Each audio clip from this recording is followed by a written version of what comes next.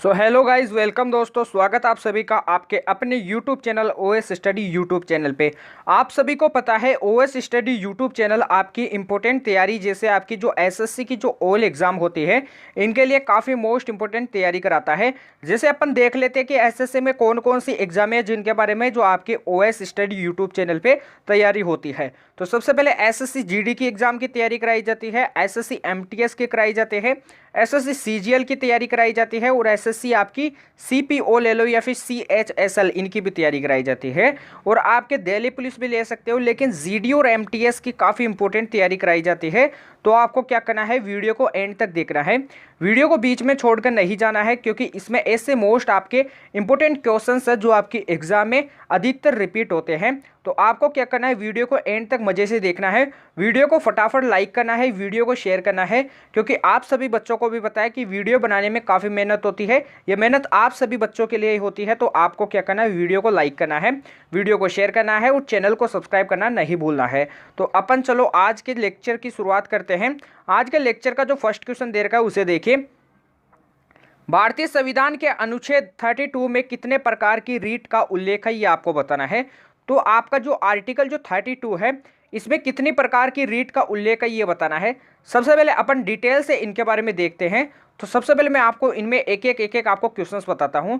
सबसे पहले जो क्वेश्चन बनता है वो क्या बनता है, जो आपका अनुच्छेद जो 32 है इसमें जो क्या होता है, संवैधानिक उपचारों का जो अधिकार होता है वो होता है, नोट कीजिए आपका जो अनुच्छेद 32 है इसे क्या कहते हैं, इसे नोट कीजिए, इसे आपके संवैधानिक, फटाफट नोट कर लीजिए जो भी आपको मैं बताता हूं, जो भी आपको इंपॉर्टेंट क्वेश्चंस के आंसर, इसे संवैधानिक उपचारों का क्या कहते हैं, संवैधानिक उपचारों का अधिकार भी कहते हैं। फटाफट नोट कर लीजिए, संवैधानिक उपचारों का अधिकार कहते हैं। अब आपका अगला क्वेश्चन क्या बनता है अनुच्छेद 32 से, वो मैं आपको बता देता हूं। इसे क्या कहा जाता है, संविधान की आत्मा कहा जाता है। क्या कहा जाता है, इसे संविधान की आत्मा कहा जाता है। तो आपका सेकंड क्वेश्चन दे रखा है, आपको फटाफट नोट कीजिए, संविधान की आत्मा। अब आपका क्वेश्चन क्या बनता है कि अनुच्छेद 32 को संविधान की आत्मा किस व्यक्ति ने कहा, ये आपको बताना है। तो ये भी आपको पता होना चाहिए कि अनुच्छेद 32 को संविधान की आत्मा किस व्यक्ति ने कहा। तो राइट आंसर लिख लीजिए, आपके डॉक्टर भीमराव अंबेडकर जी ने कहा था। फटाफट लिख लीजिए, इसे भी कमेंट बॉक्स में छाप दीजिए, संविधान की आत्मा किसने कहा था, डॉक्टर भीमराव अंबेडकर जी ने कहा था। नोट कीजिए इसको। अगला क्वेश्चन क्या बन जाता है अनुच्छेद 32 से, मैं बता देता हूं आपको। जो आपका अनुच्छेद जो 32 है इसके तहत कहां अपील कर सकते हैं, ये भी आपको पता होना चाहिए कि इसके तहत अपन कहां पर अपील कर सकते हैं। तो मैं बता देता हूं, इसके तहत अपन सुप्रीम कोर्ट में अपील कर सकते हैं। कहां पर अपील कर सकते हैं, सुप्रीम कोर्ट में अपील कर सकते हैं। सुप्रीम कोर्ट 5 प्रकार की रिट जारी करता है। कितने प्रकार की रिट जारी करता है, 5 प्रकार की रिट जारी करता है, इसे भी नोट कर लीजिए। अब अपन जो क्वेश्चन बनता है वो क्या बनता है कि अनुच्छेद 32 में कितने प्रकार की रिट जारी होती है। तो आपके 5 प्रकार की रिट जारी होती है। आपके वो 5 प्रकार की रिट कौन कौन सी होती है, तो सबसे पहले कौन सी आती है, फर्स्ट नंबर पे आती है आपकी बंदी प्रत्यक्षीकरण। फटाफट नोट कर लीजिए कौन सी आती है, बंदी प्रत्यक्षीकरण। नोट कीजिए, आपकी फर्स्ट पे ये आती है। सेकंड पे बात करते हैं तो सेकंड पे कौन सी आती है, आपकी अधिकार क्या आती है, अधिकार परीक्षा आती है, इसे भी नोट कर लीजिए। अगली पे चलते हैं, थर्ड नंबर पे क्या आती है ये बताइए। तो थर्ड नंबर पे आपके क्या आती है, उत्प्रेषण आती है, इसे भी नोट कर लीजिए। फोर्थ नंबर पे क्या आती है, आपके प्रतिबंध आती है, इसे भी नोट कीजिए। ऐसे आपके क्या होती है, वो रिट जारी करती है सुप्रीम कोर्ट, ये आपको पता होना चाहिए। अगला क्वेश्चन क्या बन जाता है कि सुप्रीम कोर्ट के बारे में अपन ने बात की, तो आपका जो हाई कोर्ट है इसका उल्लेख, यानी जो हाई कोर्ट है वो कौन से अनुच्छेद से संबंधित है ये बताइए। तो सबसे पहले हाई कोर्ट में अपील कौन से अनुच्छेद में की जाती है, तहत की जाती है। तो आपके आर्टिकल कौन से 226 226 के अनुसार हाईकोर्ट में अपील की जाती है। हाईकोर्ट 6 प्रकार की रिट जारी करता है। कितने प्रकार की रिट जारी करता है, 6 प्रकार की। जो मैंने अभी 5 प्रकार की रिट लगाई वो होती है, और उसमें एक रिट और लगा जाती है। ऐसे करके हाईकोर्ट 6 प्रकार की रिट जारी करता है। तो वो आपकी नई रिट कौन सी होती है, उसे लिख लीजिए, आपकी इंजेक्शन होती है। कौन सी रिट होती है, इंजेक्शन। फटाफट नोट कर लीजिए, आपका इंपॉर्टेंट सवाल है इंजेक्शन। तो यहाँ से अपन ने पढ़ा कि अनुच्छेद 32 में आपके 5 प्रकार की रिट होती है, और आपके हाई कोर्ट जो जारी करता है रिट वो कितनी करता है, आपकी 6, और सुप्रीम कोर्ट आपकी 5 करता है। नोट कीजिए। अगले क्वेश्चन पे चलते हैं। अगला देखिए, राधा रेड्डी का संबंध किस खेल से है, ये आपको बताना है। सबसे पहले बताइए कि यामिनी कृष्ण मूर्ति का संबंध किस खेल से है, फटाफट बता दीजिए। यामिनी जो कृष्ण मूर्ति है इनका जो संबंध है वो किस खेल से है, भारतनाट्यम से। किससे है, भारतनाट्यम से फटाफट नोट कर लीजिए, आपकी एग्जाम में आपको छपा हुआ मिलेगा। आपके पंडित बिरजू महाराज का संबंध किससे है, ये आपका एग्जाम में पूछा गया है, इसलिए आपके दोबारा एग्जाम में रिपीट होने के काफ़ी कम चांस है, लेकिन आपका यामिनी कृष्ण मूर्ति का पूछा जा सकता है। अगला क्वेश्चन देखिए, राधा रेड्डी का जो संबंध है वो किस खेल से है, कथक, कुचिपुड़ी, मणिपुरी या फिर भारतनाट्यम। तो भारतनाट्यम से मैंने आपको बता दिया है, तो इसका जो राइट आंसर है वो क्या है, कुचिपुड़ी से संबंधित है। फटाफट नोट कीजिए। कमेंट बॉक्स में बताइए कि अनुच्छेद 18 जो आपका अनुच्छेद जो 18 है, आर्टिकल 18, इसमें किसका उल्लेख है, ये किससे संबंधित है, फटाफट आपको बताना है। एग्जाम के लिए मोस्ट इंपोर्टेंट सवाल है। अगला देखिए, राज्यपाल का उल्लेख किस अनुच्छेद में है, ये आपको बताना है। तो राज्यपाल का जो उल्लेख है वो आपके आर्टिकल 18, आर्टिकल 153, आर्टिकल 52 या फिर आर्टिकल 63। तो आपको बताना है कि कौन सा जो ऑप्शन है वो इसका राइट आंसर है। तो सबसे पहले मैं बता देता हूँ, आपका जो राज्यपाल है इसका जो उल्लेख है वो आपके कौन से आर्टिकल में है, आर्टिकल 153 यानी आपके 153 में। तो right answer B option note कर लीजिए। अब अपन बात करते हैं, आपके जो 3 ऑप्शन बच गए हैं। सबसे पहले बात करते हैं आर्टिकल 52 के बारे में। तो आर्टिकल 52 का जो आपका जो राष्ट्रपति है, इनका जो उल्लेख है वो किस आर्टिकल में है, आपके आर्टिकल 52 में है। फटाफट नोट कर लीजिए, राष्ट्रपति इसे बोलते हैं आपके प्रेसिडेंट। और आपके जो वाइस प्रेसिडेंट है, इनका जो उल्लेख है वो आपके कौन से आर्टिकल में है, आर्टिकल 63 में है। इसे भी आपको नोट करना है। आपका क्वेश्चन क्या बन जाता है वो नोट कीजिए। आपके प्रेसिडेंट, आपके गवर्नर और आपके वाइस प्रेसिडेंट, आपके राष्ट्रपति, आपके राज्यपाल और आपके उपराष्ट्रपति, ये बनने के लिए जो मिनिमम जो आयु होती है वो आपकी कितनी होती है, 35 ईयर होती है। 35 वर्ष की आयु होनी चाहिए। इसे नोट कीजिए। आपको बताना है कि लोकसभा का एमपी बनने के लिए कितनी आयु चाहिए, मिनिमम कितनी आयु चाहिए, फटाफट बताइए। तो लोकसभा का एमपी बनने के लिए 25 वर्ष की आयु होनी चाहिए। राज्यसभा का एमपी बनने के लिए कितनी आयु होनी चाहिए, ये भी बताइए। तो ये आपकी कितनी होनी चाहिए, 30 वर्ष की आयु होनी चाहिए। इसे भी नोट कर लीजिए, इंपॉर्टेंट सवाल है। तो इसका राइट आंसर क्या है, अनुच्छेद 153 नोट कीजिए। अगले क्वेश्चन पे चलते हैं। अगला क्वेश्चन देखिए। उससे पहले वीडियो को आपको लाइक करना है, वीडियो को शेयर करना है। आप सभी को पता है कि वीडियो बनाने में काफ़ी मेहनत होती है, तो आपको वीडियो को लाइक करना है, वीडियो को शेयर करना है। अभी तक जिन बच्चों ने चैनल को सब्सक्राइब नहीं किया है तो चैनल को सब्सक्राइब कर लीजिए, बेल आइकन को प्रेस कर लीजिए। डिस्क्रिप्शन में टेलीग्राम चैनल का लिंक दिया हुआ है, उसे भी ज्वाइन करना ना भूलिए, क्योंकि वहाँ पे आपको इंपॉर्टेंट जो कॉन्सेप्टिक जो क्वेश्चन होते हैं, ऑथेंटिक एग्जाम, वो आपको क्वेश्चंस मिल जाते हैं, जहाँ से आपका रिवीजन काफ़ी आसानी से हो जाता है। तो आपको क्या करना है, टेलीग्राम चैनल को जरूर से ज्वाइन करना है। तो अपन चलो अगले क्वेश्चन पे चलते हैं। अगला क्वेश्चन क्या दे रखा है, इसे देखें। उत्तराखंड में जो उपचुनाव हुए थे उसमें विजेता कौन बने थे, यह आपको बताना है कि जो उत्तराखंड में जो उपचुनाव हुए थे उसमें विजेता कौन बने थे। सबसे पहले मैं बता दूं, उत्तराखंड के जो क्या थी, सबसे पहले आप बताइए, उत्तराखंड के सीएम बने थे, कौन बने थे, आपके पुष्कर धामी बने थे। इन्होंने क्या हुए थे, इनके जो वोट हुए थे इनमें ये क्या हुए थे, हार गए थे। लेकिन जो इनके बाद में जो तुरंत वापस वोट होते हैं उनमें आपके उपचुनाव हुए थे, क्या हुए थे, उपचुनाव बने थे। ये उपचुनाव कब तक बनते हैं, आपके 6 माह के लिए रहते हैं, आपके 6 महीने के लिए रहते हैं। नोट कीजिए, आपका चाहे राष्ट्रपति हो, चाहे प्रधानमंत्री हो, चाहे आपका राज्यपाल हो, 6 महीने के लिए रहता है यदि उपचुनाव में वह जीतता है। तो नोट कीजिए इसे। तो उत्तराखंड में जो उपचुनाव हुए थे उसमें कौन विजेता बने थे, ये आपको बताना है। तो ऑप्शन क्या है, पुष्कर धामी। कौन बने थे, पुष्कर धामी। तो right option C option note कीजिए। अगले क्वेश्चन पे चलते हैं। अगला क्वेश्चन देखिए, जो आपका जो मेजर जो ध्यानचंद जो पुरस्कार है वो पहली बार किन्हें मिला था, ये आपको बताना है। तो मेजर ध्यानचंद पुरस्कार को एक और नाम से जाना जाता है, आपका राजीव गांधी खेल रत्न पुरस्कार। इसे भी नोट कीजिए। राजीव गांधी जो पुरस्कार होता है वो भी आपका मेजर ध्यानचंद ही पुरस्कार होता है। तो ये पहली बार किन्हें मिला था, ये आपको बताना है। तो आपका जो मेजर ध्यानचंद जो पुरस्कार है वो किन्हें मिला था, सबसे पहले ये बताइए। तो किन्हें मिला था, नोट कर लीजिए, आपके विश्वनाथ आनंद को मिला था। किन्हें मिला था, विश्वनाथ आनंद को मिला था। फटाफट नोट कर लीजिए। इसे भी कमेंट बॉक्स में टाइप कर दीजिए, क्योंकि यहाँ से भी आपको मोटिवेशन मिलता है कि आपकी जो स्टडी है उसके प्रति आप कितने जागरूक हो, इसका आपका पता चलता है। तो आपको कमेंट बॉक्स में टाइप करना है। अगला क्वेश्चन देखिए, राष्ट्रगीत को कब अपनाया गया था, ये आपको बताना है। सबसे पहले अपन बात करते हैं, आपके 2 चीज़ें आती है। आपका क्या आता है, सबसे पहले आपका कौन सा आता है, राष्ट्रगान आता है। क्या आता है, एक तो आता है आपका राष्ट्रगान और एक क्या आता है, आपका राष्ट्रगीत आता है। दोनों को फटाफट नोट कर लीजिए, यहाँ से एक सवाल बन जाता है। राष्ट्रगान कौन सा है, आपका जनगण मन, और राष्ट्रगीत आपका वंदे मातरम है। इसे भी नोट कीजिए। क्वेश्चन क्या बनता है कि आपका जो राष्ट्रगान है और आपका जो राष्ट्रगीत है, इनको कब अपनाया गया था, ये बताइए। इनको कब अपनाया गया था, फटाफट बता दीजिए। जिन बच्चों को आता है कमेंट बॉक्स में टाइप कर दीजिए।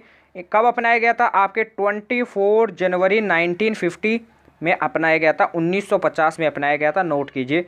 आपका अगला क्वेश्चन क्या बन जाता है कि जो आपके जो राष्ट्रगान के रचयिता कौन थे ये बताइए। तो राष्ट्रगान के रचयिता कौन थे, रविंद्रनाथ टैगोर थे, फटाफट नोट कर लीजिए। राष्ट्रगीत के रचयिता कौन थे ये भी बताइए। तो राष्ट्रगीत के रचयिता कौन थे, बंकिम चंद्र चटर्जी थे, इसे भी नोट कर लीजिए, इंपॉर्टेंट सवाल है। अगला क्वेश्चन क्या बन जाता है कि आपका जो राष्ट्रगीत था, क्या था आपका राष्ट्रगीत, इनकी रचना किन्होंने की थी, बंकिम चंद्र चटर्जी ने। लेकिन क्वेश्चन क्या बनता है कि राष्ट्रगीत कहाँ से लिया गया था, ये आपको पता होना चाहिए कि आपका जो राष्ट्रगीत है वो कहाँ से लिया गया था। तो ये आपके आनंद मठ से लिया गया था। कहाँ से लिया गया था, आनंद मठ से लिया गया था, फटाफट नोट कीजिए।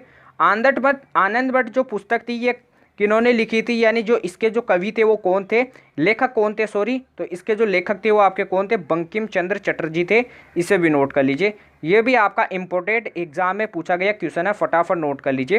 तो आनंद मठ के जो रचयिता वो कौन है, बंकिम चंद्र चटर्जी। आनंद मठ से राष्ट्रगीत को अपनाया गया था, इसे भी आपको नोट करना है। अगला क्वेश्चन क्या बन जाता है उसके बारे में देखिए। राष्ट्रगीत को कब अपनाया गया था, सबसे पहले इसका आंसर देना है। तो इसको कब अपनाया गया था, आपके 24 जनवरी 1950 को। राष्ट्रगान को भी अभी अपनाया गया था, इसी में अपनाया गया था 24 जनवरी 1950 को। तो दोनों को क्या अपनाया गया था, आपका ए ऑप्शन राइट है, इसे नोट कीजिए। अब आपका अगला क्वेश्चन क्या बनता है उसे देखें। आपका जो क्या है राष्ट्रध्वज, क्या है राष्ट्रध्वज से क्वेश्चन पूछा जाता है। तो सबसे पहले बताइए कि राष्ट्रध्वज को कब अपनाया गया था, ये आपको बताना है कि हमारे द्वारा राष्ट्रध्वज को कब अपनाया गया था। तो नोट कीजिए आपके 22 जुलाई 1947, नोट कर लीजिए, आपका बी ऑप्शन दे रखा है। 22 जुलाई आपके 1947 में अपनाया गया था, फटाफट नोट कर लीजिए। आपको अगला क्वेश्चन बताना है जो आपको नीचे दे रखा है, इंपॉर्टेंट सवाल देखिए। प्रस्तावना को कब पेश किया गया था, ये आपको बताना है कि जो प्रस्तावना थी इसको कब पेश किया गया था, फटाफट बताइए। क्वेश्चन को नोट कर लीजिए क्योंकि इंपॉर्टेंट क्वेश्चन है। सबसे पहले क्वेश्चन क्या बन जाता है कि प्रस्तावना को कब पेश किया गया था। तो लिख लीजिए प्रस्तावना को 13 दिसंबर आपके 1946 में क्या किया गया था, पेश किया गया था, फटाफट नोट कर लीजिए। क्वेश्चन क्या बनता है कि पेश किया गया था, इसके बारे में अपन ने देख लिया। आपकी प्रस्तावना को कब अपनाया गया था ये बताइए, फटाफट बताइए कि प्रस्तावना जो थी इसको कब अपनाया गया था। तो ये आपके कब अपनाया गया था, 22 जनवरी 1947 में अपनाया गया था, 22 जनवरी 1947 में अपनाया गया था। राष्ट्रध्वज को भी 22 जुलाई 1947 था, और यहाँ पर प्रस्तावना में 22 जनवरी है। तो यहाँ पे आपको कंफ्यूज नहीं होना है। अगले क्वेश्चन पे चलते हैं। अगला क्वेश्चन देखिए, लगा लीजिए इंपॉर्टेंट सवाल, ये आपकी एग्जाम में छपा हुआ क्वेश्चन है, आपको आगे भी छपा हुआ मिलेगा। डीआरडीओ के वर्तमान में जो अध्यक्ष है वो कौन है, ये आपको बताना है। सोमनाथ, समीर कामत, आपके माधवीपुरी, या फिर आपके नन ऑफ दिस। माधवीपुरी आपके बुच है, आगे इसका थोड़ा सा नाम इसमें थोड़ा आधा लिखा हुआ है, आपको नोट करना है।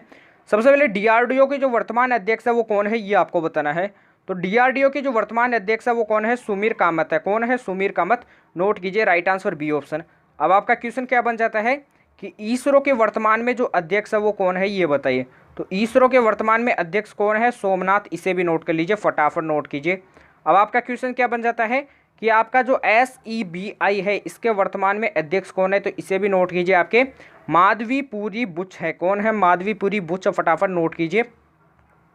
अगला क्वेश्चन क्या बन जाता है, सबसे पहले बताइए कि समीर जो कामत है ये किनको हराकर आए थे। तो सबसे पहले बता देता हूँ, ये सतीश रेड्डी के बाद में आए थे, वर्तमान अध्यक्ष सतीश रेड्डी जी के बाद में बने थे, ये भी आपको पता होना चाहिए।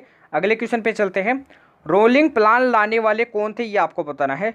तो सबसे पहले आपका जो क्वेश्चन बनता है वो क्या बनता है, तो हेडिंग डालिए, आपकी जो एग्जाम में पूछा गया क्वेश्चन है, पहली पंचवर्ष आपकी पंचवर्षीय योजना, आपका टॉपिक लिखिए। क्या लिखिए, आपका जो टॉपिक है वो क्या है, इसे लिख लीजिए, इंपॉर्टेंट सवाल की कैटेगरी में आता है।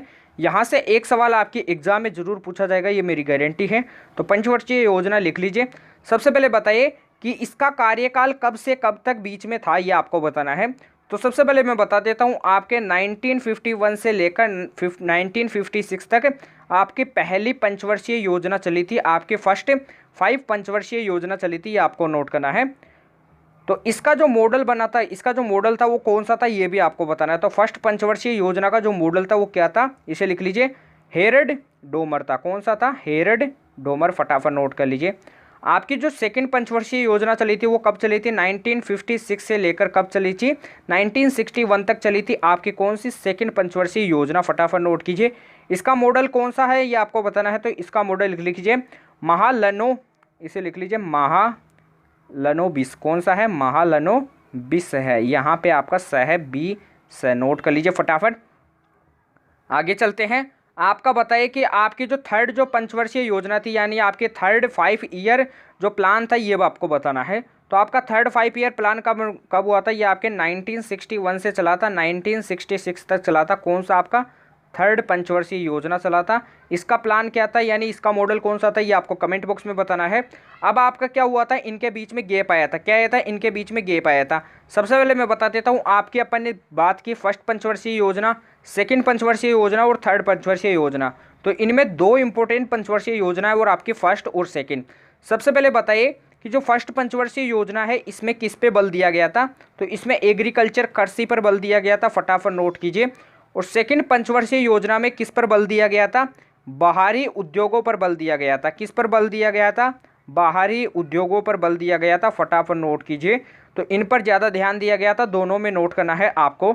अगला क्वेश्चन क्या बन जाता है कि थर्ड पंचवर्षीय योजना के बाद में थोड़ा सा गैप आया था, क्या आया था, थोड़ा सा गैप कौन से सन में आया था, आपके 1967 में आया था, 1968 में आया था, 1969 में आया था और 1970 में आया था, ये आपको नोट करना है। इनमें क्या आया था, गैप आया था, क्या आया था, गैप, फटाफट नोट कीजिए। इसके दौरान कौन सी क्रांति हुई थी, ये आपको बताना है। जो आपके गैप आया था इन सनों का, तो इनके दौरान कौन सी क्रांति हुई थी, फटाफट नोट कीजिए। इन दोनों के बीच में इनके दौरान हरित क्रांति हुई थी। कौन सी हुई थी, हरित क्रांति, फटाफट नोट कर लीजिए। अब अपन बात करते हैं अगली पंचवर्षीय योजना के बारे में। तो आपकी 1970 से लेकर 1974 के बीच में कौन सी आपकी पंचवर्षीय योजना आई थी, आपकी फोर्थ 5 ईयर प्लान आया था। कौन सा आया था, फोर्थ 5 ईयर प्लान आया था, इसे आपको नोट करना है। फिर आपका देखिए 1974 से लेकर 1978 तक आपका कौन सा प्लान आया था, तो आपका फिफ्थ 5 ईयर प्लान आया था, ये भी आपको नोट करना है। तो मैंने आपको बता दिया सभी पंचवर्षीय योजना के बारे में। अगला क्वेश्चन देखिए क्या बनता है, आपके 2 वर्ष थे, आपके क्या थे, 2 वर्ष, जैसे आपके 1978 से 1979 और 1979 से लेकर 1970 आपका देख लीजिए 80। तो ये आपके जो 2 वर्ष थे इनके बारे में बताना है। तो सबसे पहले बताइए कि इन 2 वर्षों में कौन सा मॉडल आया था, ये आपको बताना है। तो इन 2 वर्षों में आपका रोलिंग प्लान आया था। कौन सा मॉडल आया था, जो मॉडल आया था वो कौन सा था, आपका रोलिंग प्लान था, फटाफट नोट कर लीजिए। इन 2 वर्षों के अंतर्गत फटाफट नोट कीजिए। जो आपका रोलिंग प्लान था इसे लाने वाला कौन था, ये भी आपको बताना है। तो इसे लाने वाला कौन था, मोरारजी देसाई जी थे। कौन थे, मोरारजी देसाई, फटाफट नोट कर लीजिए, ये भी आपका इंपॉर्टेंट सवाल है। अगले क्वेश्चन पे चलते हैं। अगला क्वेश्चन पहले आपको नोट करना है, रोलिंग प्लान लाने वाले कौन थे, तो मैंने आपको बताया अभी कौन थे, मोरारजी देसाई थे। कौन थे, मोरारजी देसाई, फटाफट नोट कर लीजिए, आपका इंपॉर्टेंट सवाल है। अगले क्वेश्चन पे चलते हैं। अगला क्वेश्चन देखिए, केन्या की राजधानी क्या है, ये आपको बताना है। सबसे पहले आपको वीडियो को लाइक करना है, वीडियो को शेयर करना है। अभी तक जिन बच्चों ने चैनल को सब्सक्राइब नहीं किया है तो चैनल को सब्सक्राइब कर लीजिए, बेल आइकन को प्रेस कीजिए। डिस्क्रिप्शन में टेलीग्राम चैनल का लिंक दिया हुआ है, उससे भी आपको ज्वाइन करना है, क्योंकि आप सभी बच्चों को पता है कि वीडियो बनाने में काफ़ी मेहनत होती है। तो आपको वीडियो को लाइक करना है, क्योंकि यहाँ से आपको पता चलता है कि जो आपके जो मोटिवेशन है वो कितना है, आपकी जो स्टडी के प्रति आपकी जो जागरूकता है वो कितनी है, इसका भी आपका पता चलता है। और टेलीग्राम चैनल से आपको क्या मिलती है, आपकी एक सुविधा बन जाती है, जहाँ से आपकी जो क्लास होती है, यहाँ की जो पीडीएफ होती है, क्लास की जो आंसर होते हैं, क्वेश्चंस होते हैं, वो आपको पीडीएफ के रूप में सेव मिल जाते हैं, जहाँ से आपका रिवीजन हो जाता है आसानी से और आपकी जो एग्ज़ाम की जो तैयारी हो जाती है वो भी आसानी हो जाती है। अगला क्वेश्चन देखिए क्या दे रखा है, केन्या की जो राजधानी है वो क्या है, तो केन्या की राजधानी नैरोबी है। कौन सी है, नैरोबी, इसे नोट कर लीजिए, आपका नैरोबी, फटाफट नोट कर लीजिए, कैसे भी आपको लिखा हुआ मिल सकता है। सबसे पहले बताइए कि नैरोबी में किसका मुख्यालय है, ये आपको बताना है। तो नैरोबी में यूएनईपी का मुख्यालय है। किसका मुख्यालय है, फटाफट नोट कीजिए, यूएनईपी का मुख्यालय है। यूएनईपी की स्थापना कब हुई थी, ये बताइए, तो फटाफट नोट कर लीजिए, यूएनईपी की स्थापना कब हुई थी, आपके 5 जून 1972 में हुई थी, इसे भी नोट कीजिए। इसी के कारण आपके 5 जून को कौन सा डे बनाया जाता है, पर्यावरण दिवस बनाया जाता है। कौन सा डे बनाया जाता है, पर्यावरण दिवस, नोट कीजिए इसे। अगले क्वेश्चन पे चलते हैं। उससे पहले आपको बताना है कि अंतिम पंचवर्षीय योजना कौन सी थी, ये बताइए, फटाफट नोट कर लीजिए। आपकी जो लास्ट जो आपके 5 ईयर जो प्लान था, यानी जो अंतिम जो पंचवर्षीय जो योजना थी वो कौन सी थी, फटाफट आपको बताना है। कमेंट बॉक्स में टाइप कीजिए जिन बच्चों को आता है। तो लास्ट आपका जो 5 ईयर प्लान था वो आपका कौन सा था, 12th 5 ईयर प्लान था। कौन सा था, 12th 5 ईयर प्लान था। नोट कीजिए। इसकी थीम क्या थी ये भी आपको बताना है। इसकी जो थीम थी वो क्या थी बताइए। तो इसकी जो थीम थी वो यहाँ पे आपको मैं नोट कराता हूँ, नोट करते जाइए। इसकी जो थीम थी वो क्या थी, रैपिड। फटाफट नोट कीजिए, रैपिड। यहाँ पे आपका डी है थोड़ा सा, रैपिड इनक्लूसिव। फटाफट नोट कर लीजिए, थोड़ा मैं आपके धीरे धीरे बोलता हूँ। रैपिड इंक्लूसिव आपके एंड सब्स आपके लिख लीजिए, एंड सस्टेनेबल, इसे नोट कर लीजिए, एंड सस्टेनेबल। फटाफट नोट कीजिए। डेवलपमेंट क्या थी आगे, डेवलपमेंट। फटाफट नोट कर लीजिए।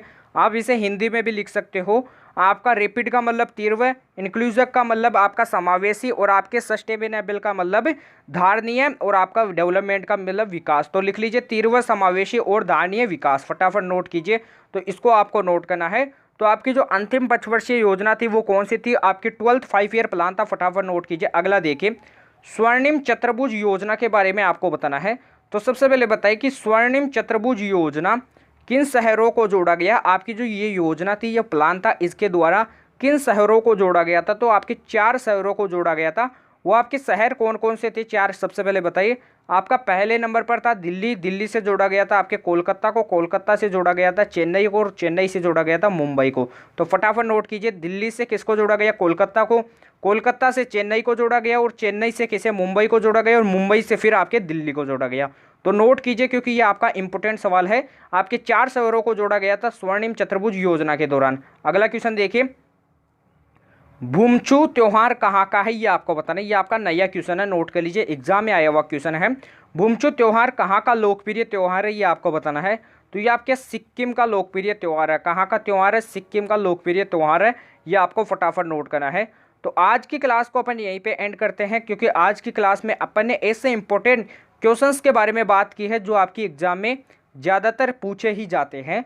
इनके जो पूछे जाने के जो चांस होते हैं वो लगभग आपके 100% होते हैं, क्योंकि ये आपके रिपीटेड क्वेश्चन होते हैं। आपके जो एग्जामिनर के जो माइंड में जो क्वेश्चन होते हैं क्लिक, वो आपके सबसे पहले ऐसे वाले क्वेश्चन होते हैं जो आपके दिए हुए थे आज वाले लेक्चर में।